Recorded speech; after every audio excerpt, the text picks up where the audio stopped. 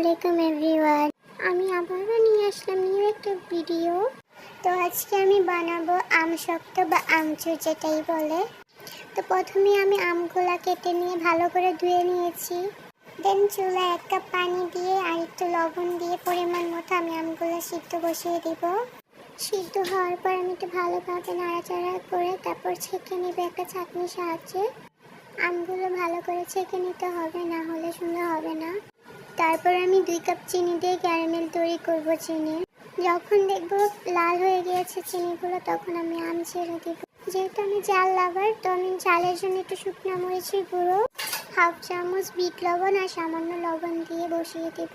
স্টিলের কিছুতে ট্রে বা প্লেট যেটাই হোক না কেন, সরিষার তেল দিয়ে ভালো করে দেন আমি 2 দিন রোদে শুকায়া দেন এটাকে আমরা খাবো। অনেক বেশি মজা হয়েছিল ফার্স্ট টাইম যেহেতু বানিয়েছি।